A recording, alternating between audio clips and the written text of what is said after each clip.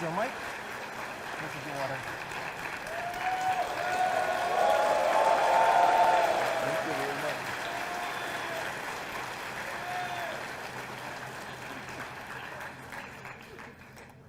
Thank you very much. I'm impressed by the number of people showing up for this.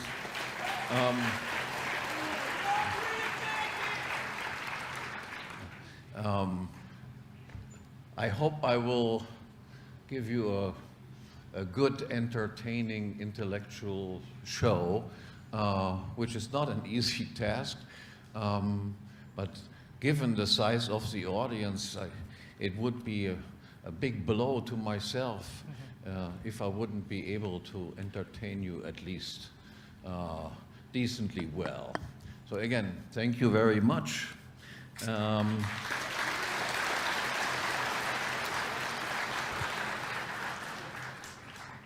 And the title that I have chosen for this speech is historical patterns and tendencies in Austro-libertarian perspective. That is, I want to tell you a few stories, so to speak, that explain the present world. And the story consists of three sub-stories. They are all interconnected, run in a way parallel, but I will present them, of course, in a sequence. First one, then the second, then the third, and they will complement each other to come up with a full picture that makes you hopefully better understand the present world.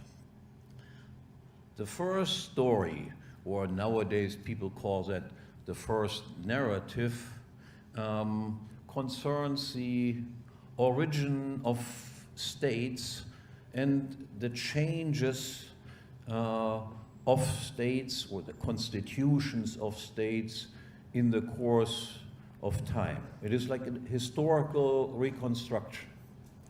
And the second story concerns the concentration of states, deals with the issues of war and imperialism. And the third story that then completes the full picture deals with money and banking and monetary centralization. So let me begin with the first.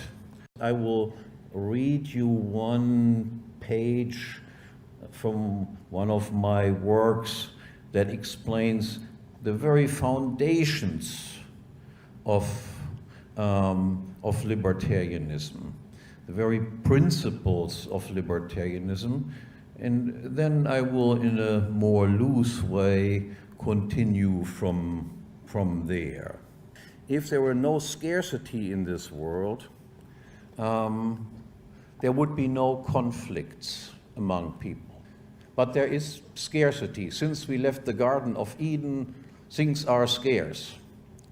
And because things are scarce, we might fight over things.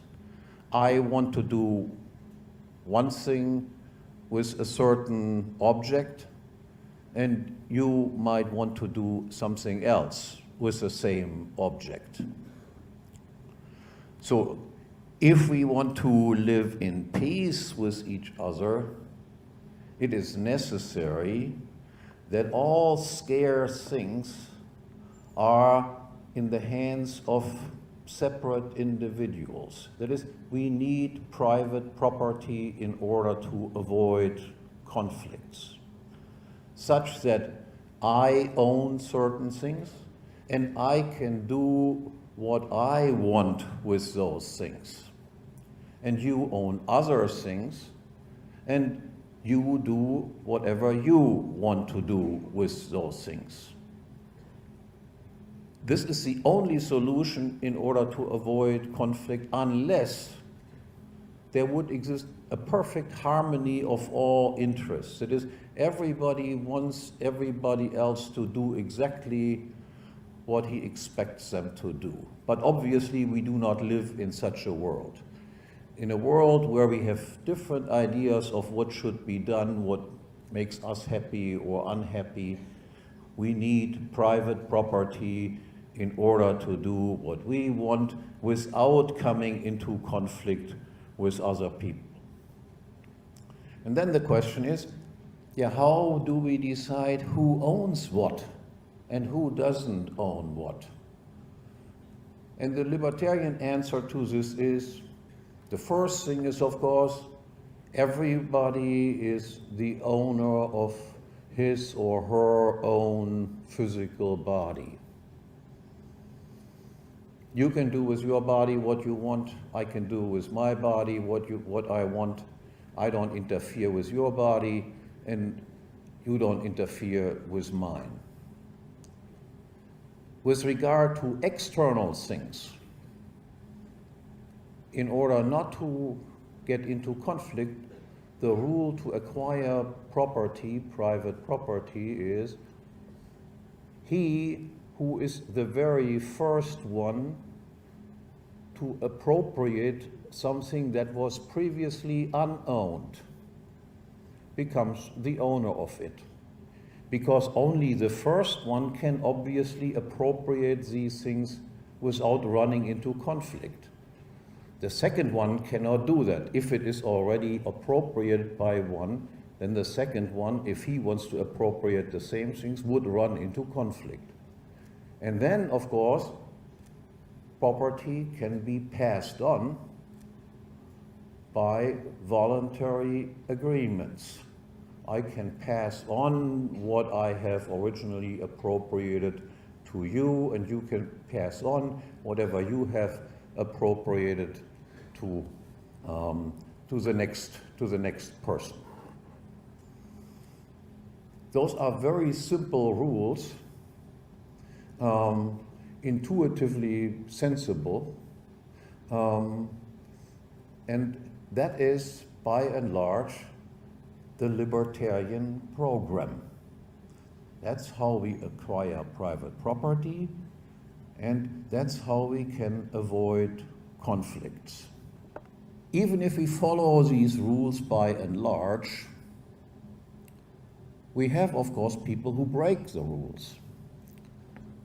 People who steal property or do not rely on me passing property on to them, but take it without my consent. So what do we do about rule breakers? And as long as mankind is what it is, we will have rule breakers. Who decides when rules are broken, these rules are broken, who is right and wrong? Who becomes the judge, the arbiter? Now imagine that somebody would propose, I have the solution how we solve this problem. In every case of conflict, including conflicts involving myself, I am the one to decide who is right and who is wrong. Would I have any chance that anybody would accept this rule? And I would guess that nobody would ever accept a rule like this, because everybody would know what will happen then. If that were the rule, that meant basically I could initiate a conflict with you, I could steal something from you, I could hit you on the head if I want to, and then you complain about this. Why did you steal something from me? Why did you hit me on the head? And I would say, I'm the one who is the ultimate decision maker in this case. And that was, of course, entirely justified that I did this. So obviously, such a rule would be considered to be ridiculous. Now, you realize, of course, that this is precisely what states everywhere in the world do. That is, they can initiate a conflict, they can expropriate you, they can break these simple rules that I initially explained, and then if you complain about it, who decides who is right and wrong?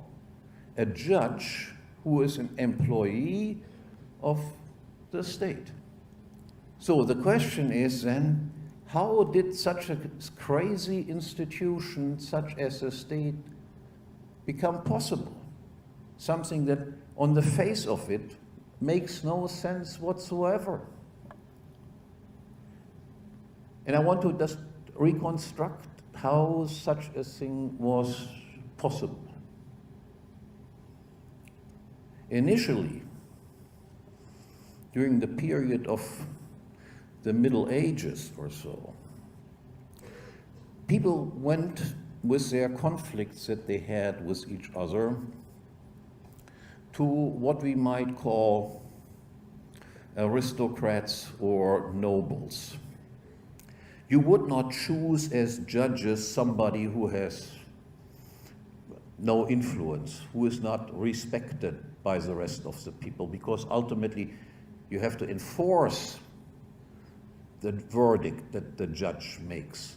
And only if you have prominent, successful people that are respected by the public will you be able that your verdict will also be enforced, that people accept this is a right judgment and this is the way we solve this problem. And there was not just one person or one institution to which you could go for the resolution of your conflicts, but there are several ones. Several prominent people, aristocrats, whatever, people with great respect from which you could choose. And there was nobody who was the ultimate judge. Even if you had a judge that made such and such a decision, his word was not the final and last word. You could always go to somebody else. And everybody, all judges, were considered to be under the same law. Nobody had a monopoly position in this. You could always go higher. You could go to the king, you could go appeal to the Pope, and even the Pope was not the ultimate decision maker, because popes could also lose their position. So there was competition in the job of being judges to decide how conflicts should be handled. A big step then occurred, and the most decisive step occurred when one of these voluntarily chosen judges, competing for respect against other judges, elevated himself to the position of being the monopoly judge. My word is the final word, and there is no appeal beyond my decision. Nobody is above me. My decision is the final decision, and that is it. This we would call an absolute king. He eliminates all his potential competitors, all the other nobles, judges that you could previously appeal to if you were not happy with the first decision as it was made. How did they get away with that? On the one hand, they got away with it by bribing some of the other of their competing judges by saying, okay, I'll give you a subordinate position in my court. And the other thing that they said is talking to the people, general public and saying, look, you might have certain obligations and contracts with other people that you regret that you did them, and I will free you of these obligations. And so they got public support for this move of competing judges to a situation where you had one monopoly judge. Historically, this process took several hundred years. It started in the late 16th and early 17th century, where states were formed, while previously there existed no such thing as a state. There existed competing centers of authority, but no ultimate authority. So several hundred years were necessary for some people to reach this position as ultimate judge. Now, and then you have two institutions that emerged as soon as you had reached this position. The first institution was, now all of a sudden taxes are imposed on people. Previously, even the richest nobles and so forth had to ask their underlings to agree to taxes. And if they didn't agree to it, there were no taxes. Now, however, since you are the monopolist, you can say, okay, you owe me such and such. And if people protested, they said, look, I'm the ultimate judge, and I tell you, you owe me this. That's it. And if you don't do what I tell you, you will be punished for it. And the second thing that happened is, for the first time, we had then something that we call legislation. Prior to this, laws were not made. Laws were considered something that are discovered and applied to everyone in exactly the same way. These laws that I mentioned at the very beginning, how property is established, these were not laws that were made up by somebody. These are natural laws. Natural in the sense, if you want to avoid conflict, then these are the natural laws. They cannot be any different, otherwise you will run into conflict. But now you have, with absolute kings established, you have a situation where you can make laws, invent laws. You must do such and such. You have to have such and such obligation. So taxation and legislation come into existence. First, of course, to a small extent, there won't be not massive taxation, and there will not be massive amount of legislation, but slowly, taxation will start and taxes will be increased, and slowly, laws will be made. And of course, the laws will always be made in such a way that they benefit the ruler and his entourage that he assembles around him. And then the next step in the development, bringing us closer to the present time, is now, of course, the position of the king is attacked by various people, mostly by the intellectuals. They say, yeah, but isn't that a violation of the principle of equality before the law if there is one guy, the king, that can make laws? Isn't he a privileged person? Are there now not two types of laws? The laws that apply to regular people and the laws that apply to the king. He is above the law that applies to regular people. And that has to go. That is a violation of the principles of justice. And what was the answer to this? The answer to that was to say what we have to do is we have to make it possible that everybody can become the king. That is, we introduce democracy. Not just the king should have this right to do that. Everybody should have the right to do this.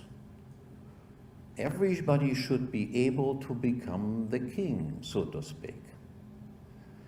The question, however, is, did this step involve that all people did become equal before the law? And the answer is no, of course not. A democratically elected president or prime minister or whatever the name is of these people, he can do the same thing as a king could do before. There is two types of laws still exist. One type of law is what we call private law that applies to everybody in their private dealings. And the other type of law, which we would not even call law, is what is termed public law. Public law is the law that protects and applies to people who have been democratically elected to be the head of the state. So, two types of laws exist under democracy, just as much as two types of laws existed under an absolute king. Now, what did this change from monarchy to democracy imply? And again, indicating roughly how that was, when that happened historically, the beginning of this process is with the French Revolution, where monarchy is first, so to speak, come under heavy attack. And the end process is, at least as far as Western Europe is concerned, is the end of World War I, when essentially all monarchies are abolished and democracy becomes the principle of organization for all Western societies. Now, what this transition means is the following. Somebody like the king, who considers his country, his private property and all the people living there as his tenants, is replaced by a temporary administrator. The king could sell part of his realm and he could pass it on to future generations. He had what we might call a low time preference because of this. That is, a long planning horizon, precisely because he considered himself as, I'm some sort of owner of this whole thing. A democratically elected politician in charge of the state does not consider himself to be the owner of the place, but a temporary administrator of it.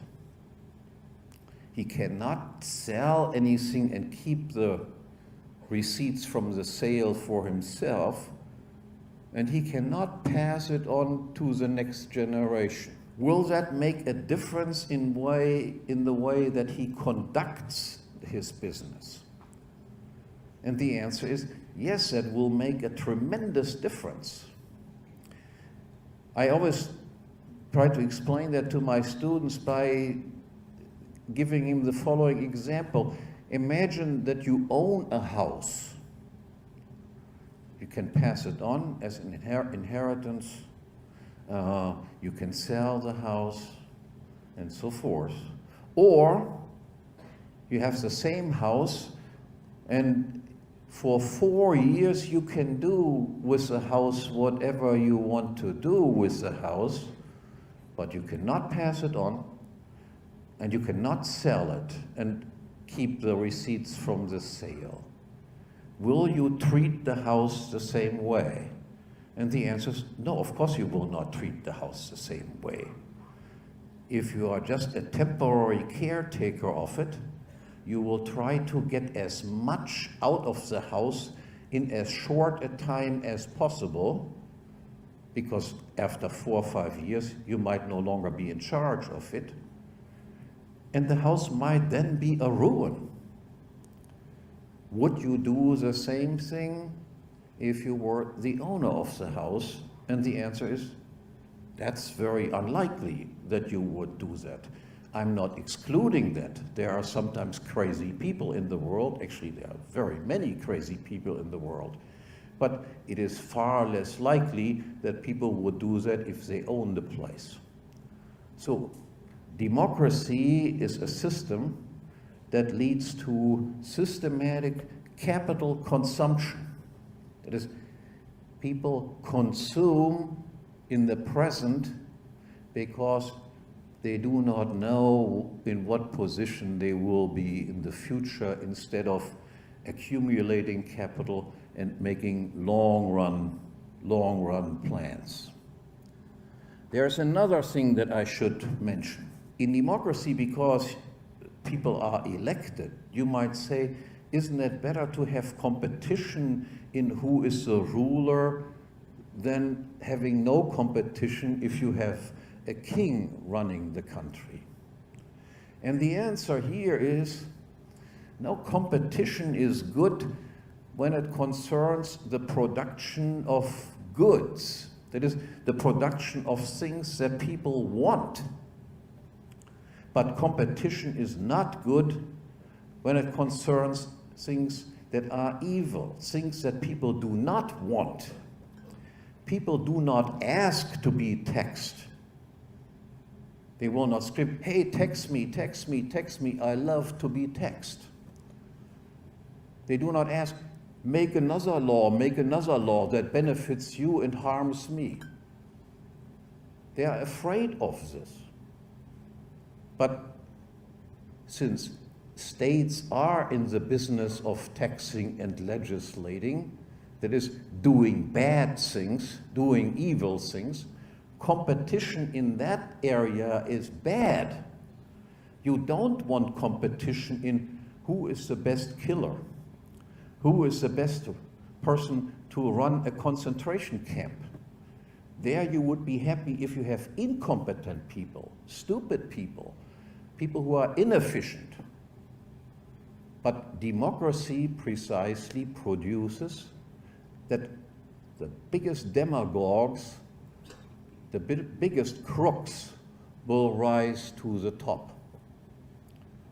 Imagine that you would run a campaign and would say, hey, I want private property to be protected under all circumstances. I don't want to have any taxes. I don't want to have any redistribution of income and wealth and so forth. We have to stop passing any laws except the principles that I mentioned at the very beginning. How successful would you be in a campaign like this? The answer, you will not be very successful. Because democracy, of course, allows people also to use their vote to vote themselves the property of other people. In the history of political thought,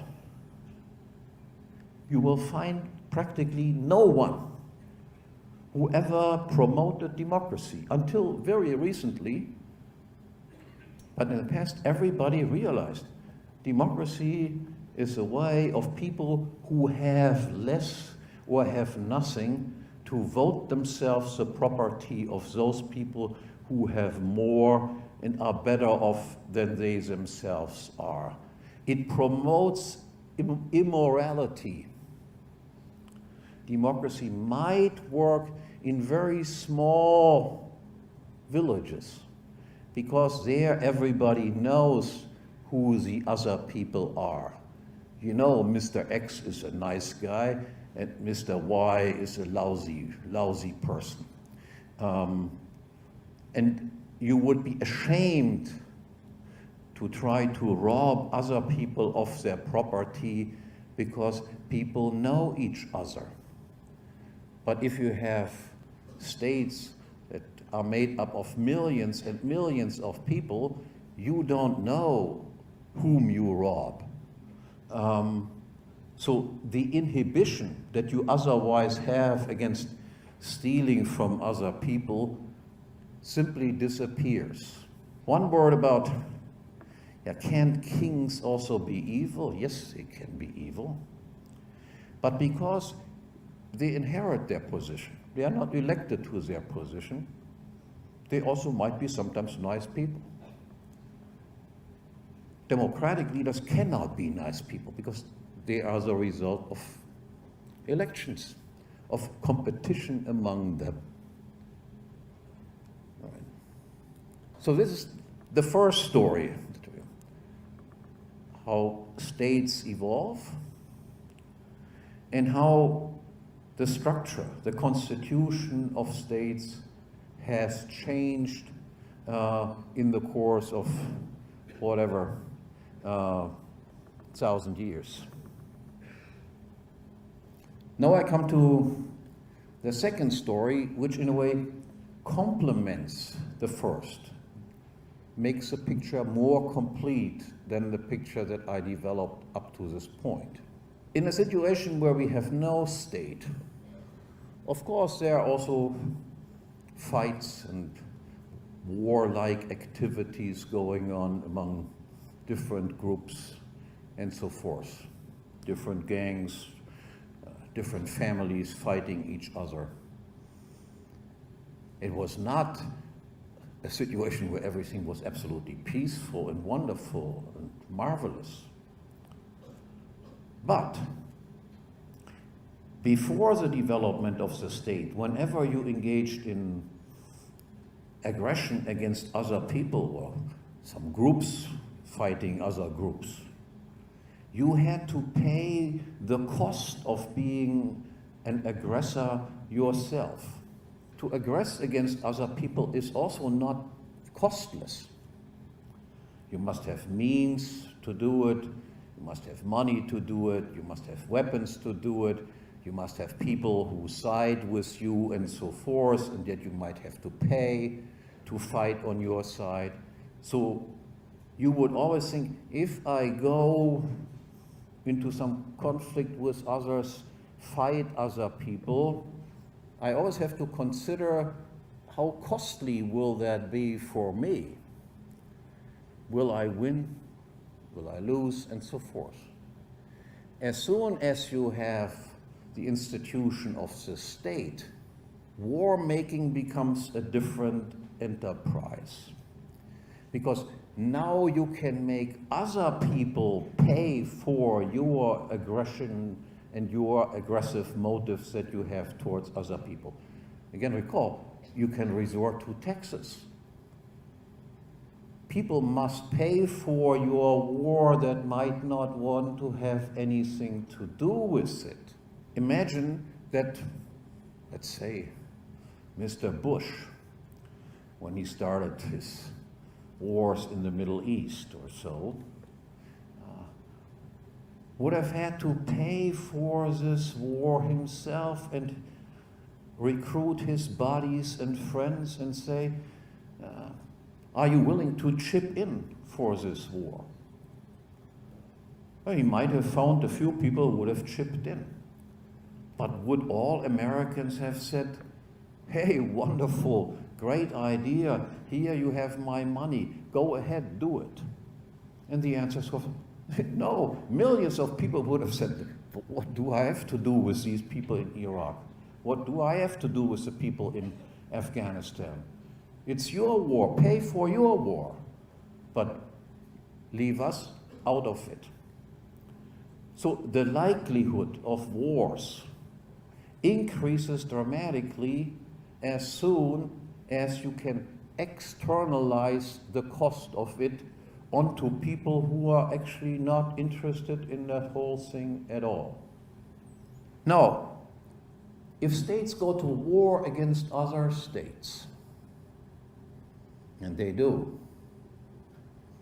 more likely, as I said, than private people go to warlike activities. Then the question is, of course, who tends to win these wars? And also realize immediately that wars are eliminative competition between states. That is, on every territory, there can only be one monopolist of taxation and legislation. You cannot have on the same territory different organizations that legislate and that tax. Every state on his territory is the only one that can do it. And of course, every state has an interest to expand its territory. The more people he controls, that means the more people he can tax. The more people he can impose his own laws on those people. So then the question comes, who will win these types of wars? Now, obviously, very small states will not likely go to war against very big states because they know they will lose it. But assume states of roughly equal size and roughly equal numbers of people. And there we discover some sort of paradox. Obviously, all wars require resources. Weapons, soldiers, ammunitions, logistical materials, and so forth. Now, the longer a war draws out, the more important it becomes how wealthy is the society on which this state or that state can get his resources. And the interesting thing is that we discover there is, it is the more liberal states, liberal in the European sense, that is being not quite as nasty as some other states, that those states, of course, command larger resources. Because more liberal societies are wealthier societies. They allow more capital accumulation, they allow people more to become wealthy and so forth. So there is a tendency that might strike you as paradoxical, that the more liberal, the nicer states, so to speak, are those that tend to be the most aggressive, the most imperialistically minded states in the course of history. You have first a country like the Netherlands, for instance, being the first really successful capitalist society that becomes a major colonial power.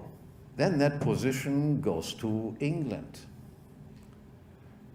Again, a very liberal country, a very wealthy country, becoming a world-dominating place, with places controlled by Britain all around the globe. And then that position is finally inherited by the United States, beginning with World War I and culminating with the end of World War II, when the United States, because it is by far the wealthiest country, is also the one that has the largest empire that was ever assembled.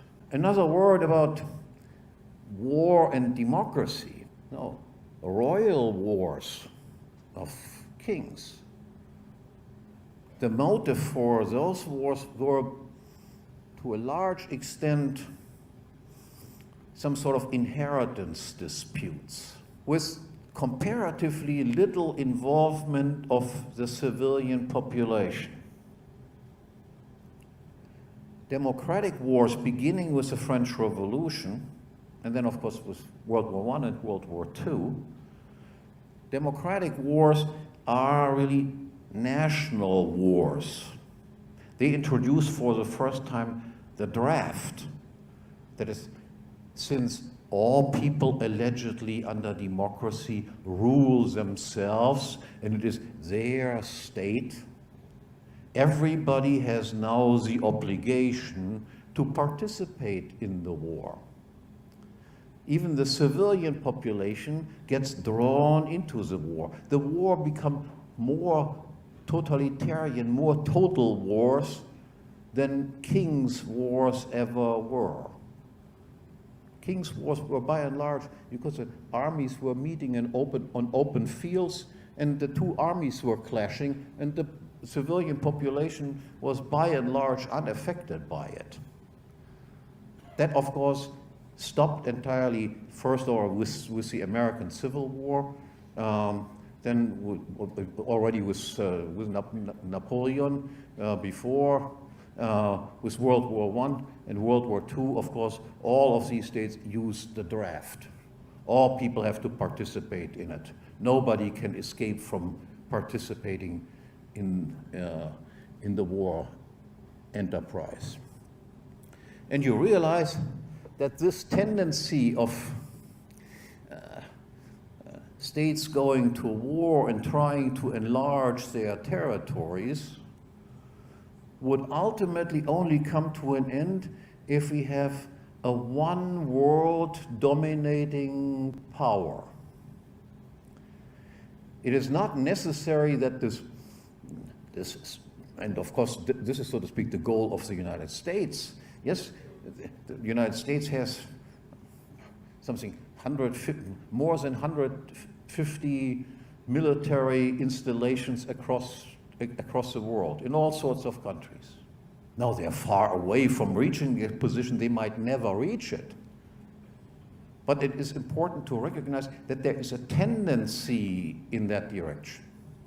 So this is the second story that concerns the centralization of state power,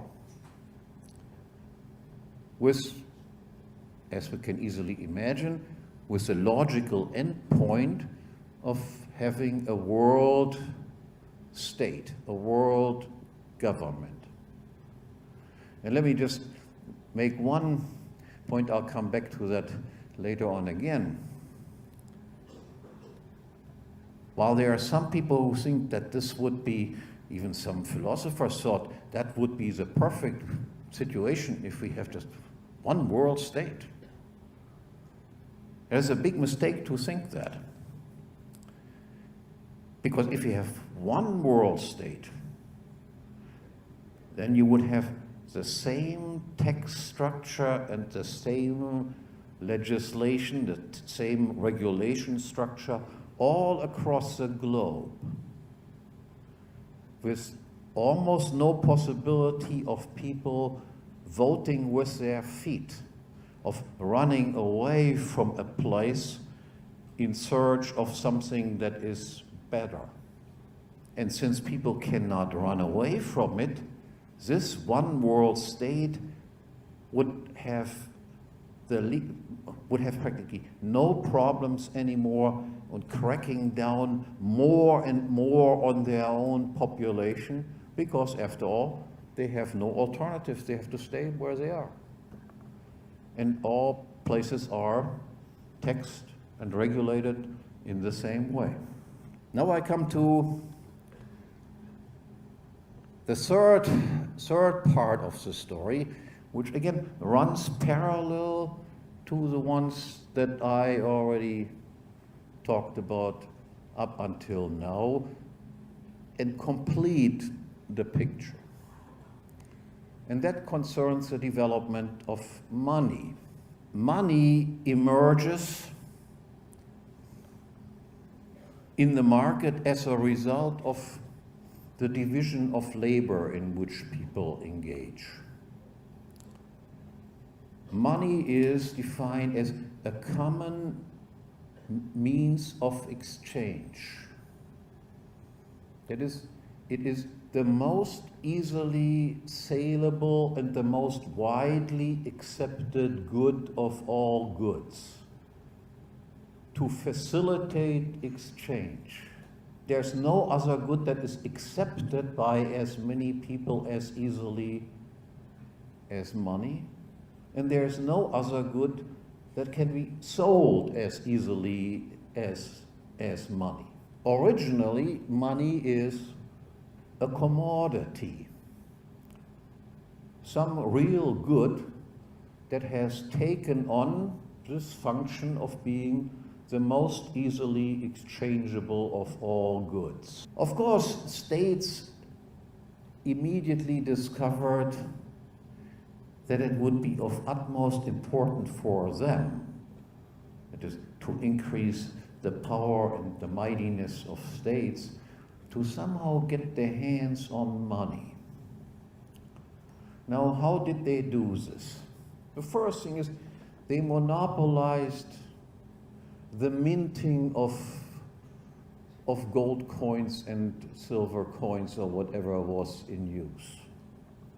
And by monopolizing it, that is, only I in this territory can produce gold coins or silver coins. By monopolizing it, they then did what is called coin clipping.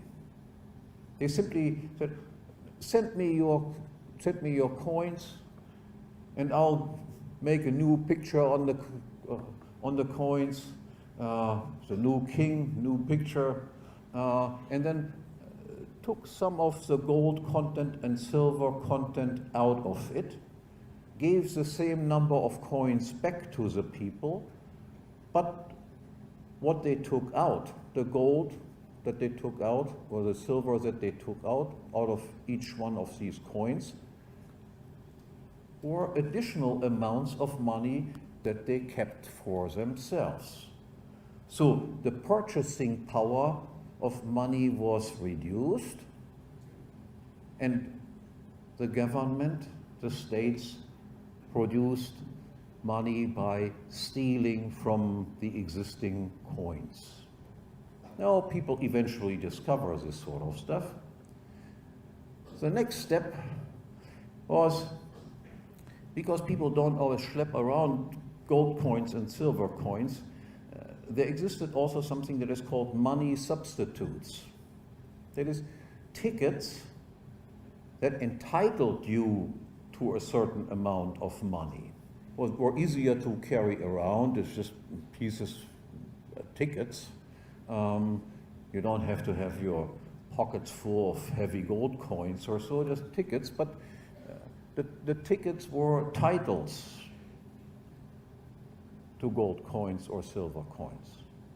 So then they monopolized the issue of tickets. At the beginning, various banks and so forth issued their own tickets. And each of these banks then saw to it whenever you presented a ticket, then they had the gold or silver to which the tickets entitled you. So now the tickets are monopolized. Only government-issued tickets can be used in order to be redeemed into gold and silver coins. And the next step in this process was, you have to get rid of gold coins entirely and only do with tickets. Now this process has been somewhat complicated, and I will not go into all the details how this process happened.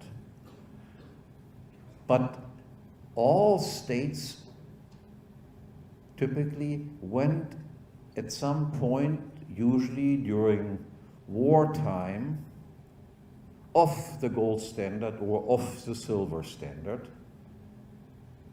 and said, look, we keep all the gold, you give us all the gold, you give us all the silver.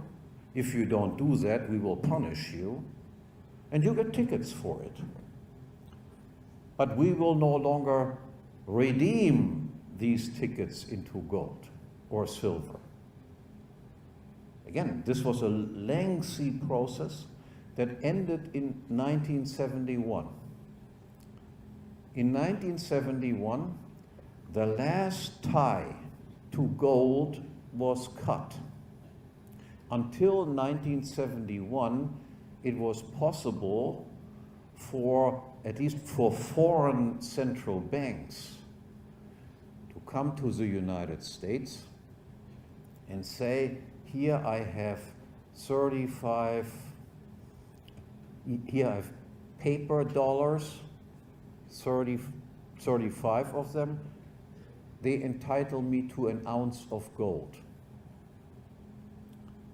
But the United States had printed so many paper tickets, so many paper dollars, that they were incapable of paying gold out according to the agreement that they had made. And it was President Nixon in the United States who in 1971 said, we are off the gold standard completely. From now on, you can keep your paper tickets, and we keep the gold. You realize that once you are in this position, where there is absolutely no tie to any commodity anymore, then you can increase the amount of money at will. Nowadays, you can even just press a button and double, triple, quadruple the amount of money in existence. Obviously, you cannot do that if you're on a gold or on a silver standard.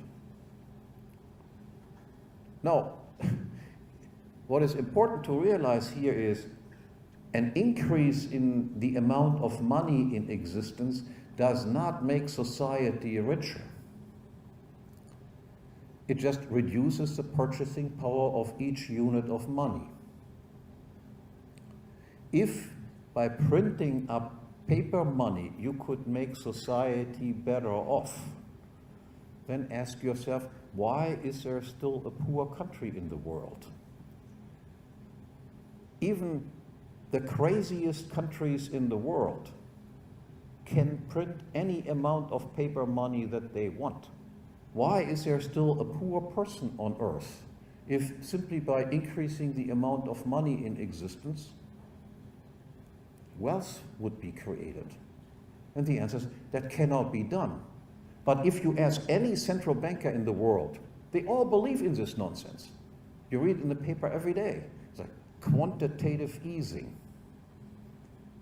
That means nothing else but more money will be printed and the purchasing power of each unit will decrease. But by printing money, while you cannot make society as a whole richer, what you can do is you can make those people richer who get the money first.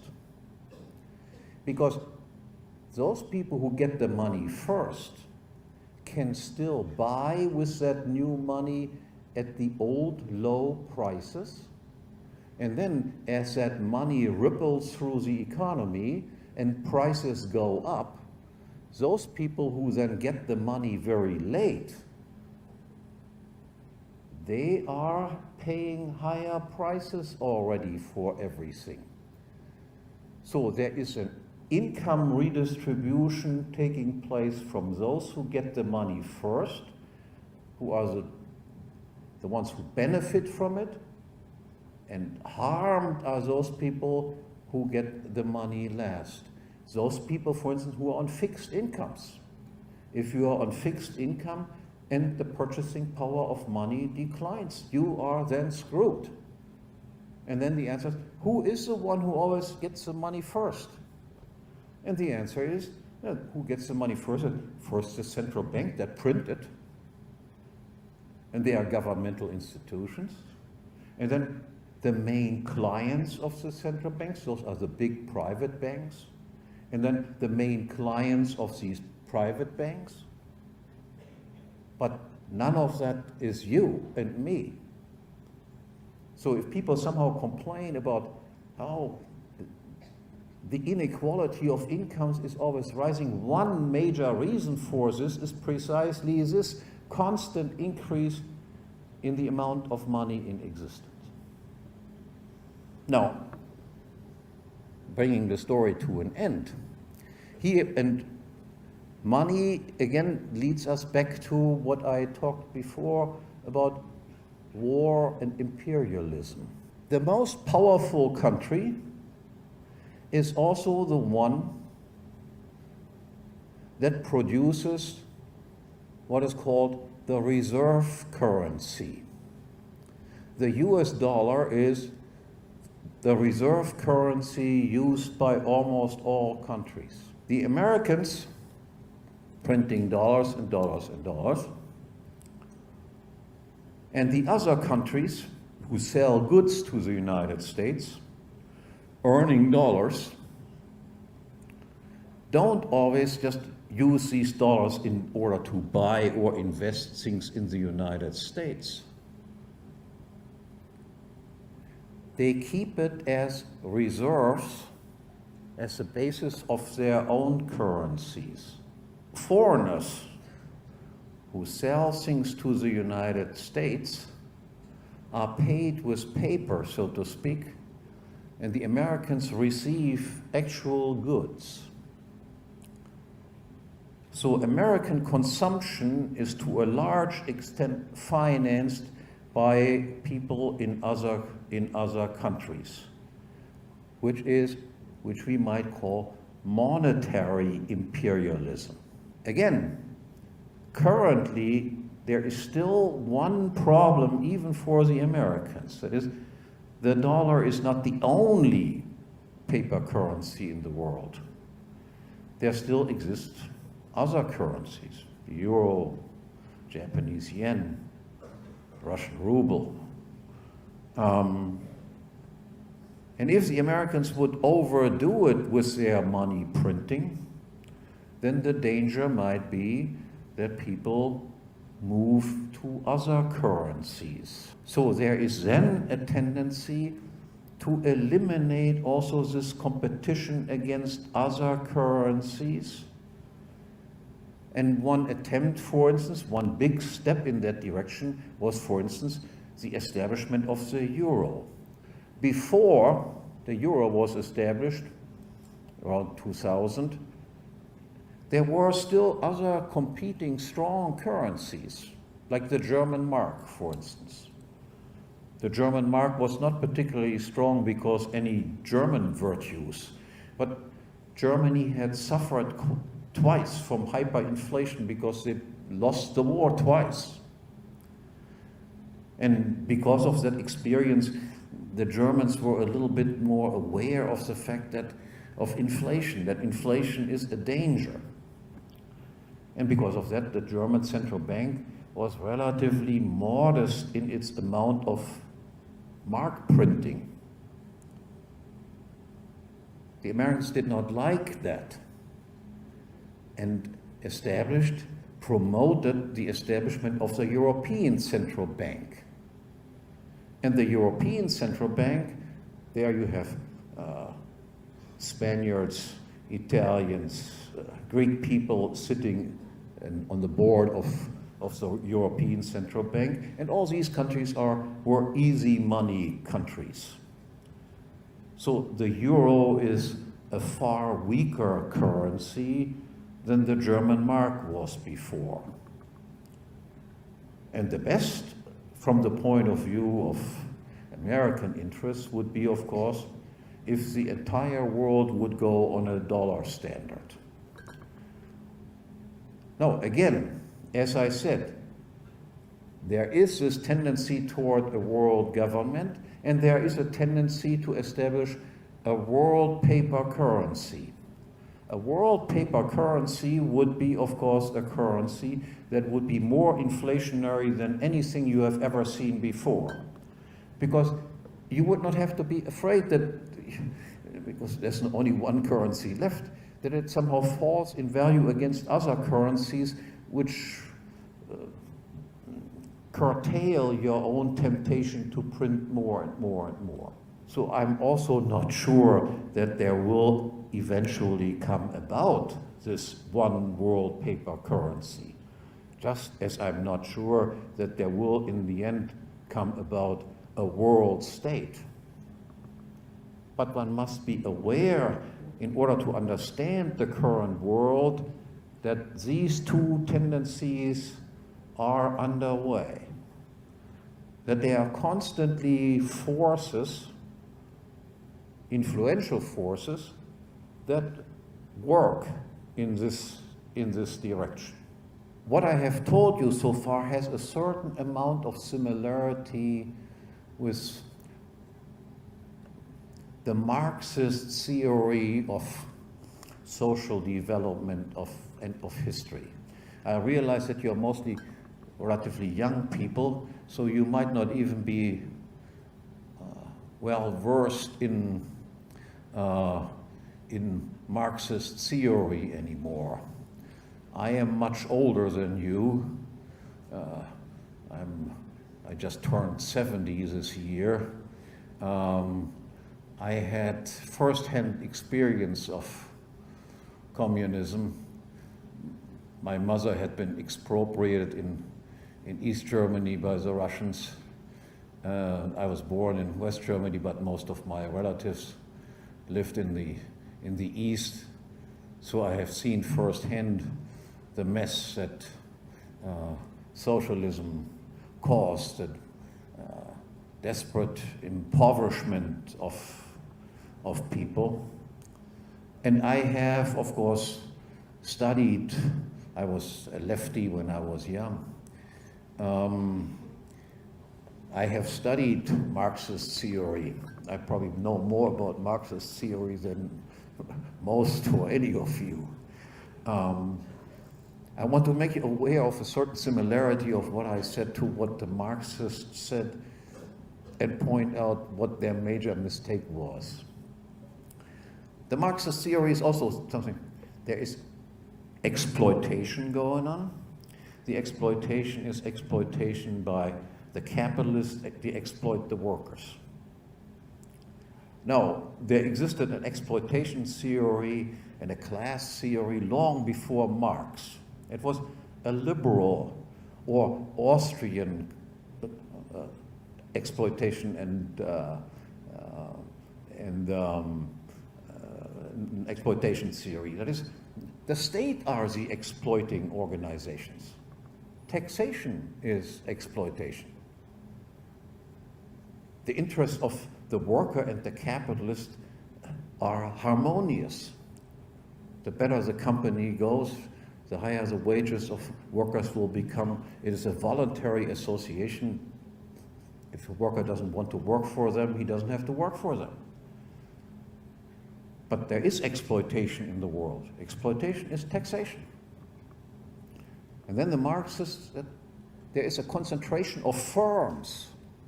That firms become bigger and bigger and bigger and bigger until there's only one global firm left, so to speak.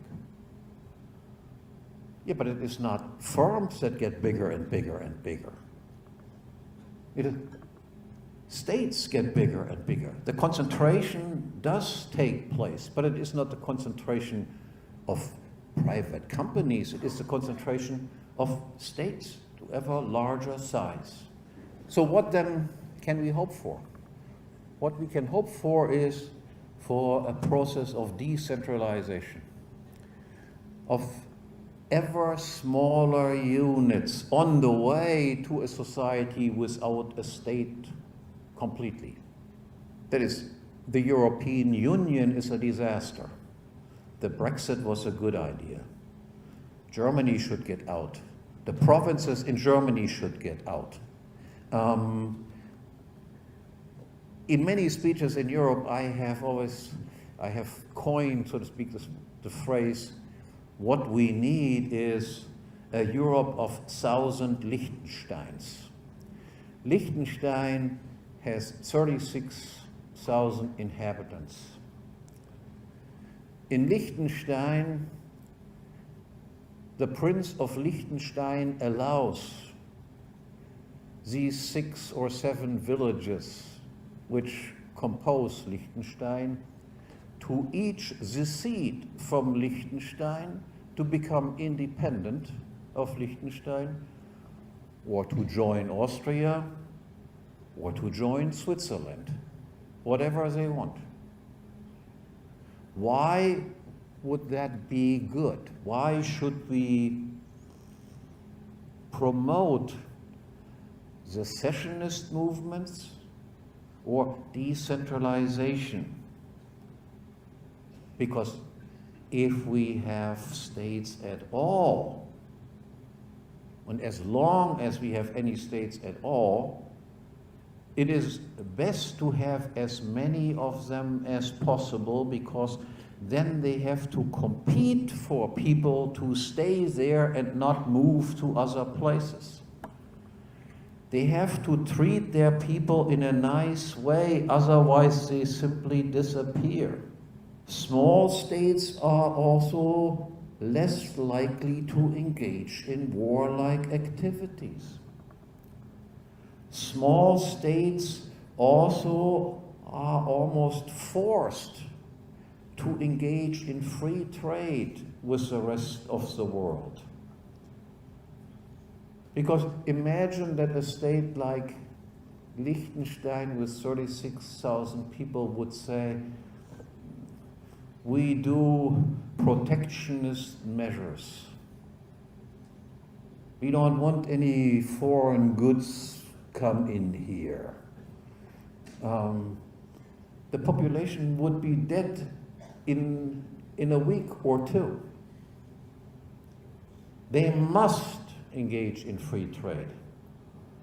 On the other hand, if you have a huge state like the United States, if they say, okay, we build, so to speak, a trade wall all around the United States, it would, of course, lower their standards of living, but not as dramatically and not as immediately as in small places, because they still have a large internal market with thousands and millions of firms within the territory of the United States that can produce almost everything, maybe not as efficient and not as quickly and not as good as the products would be if they would also trade with the rest of the world. But they could deal with it for a while.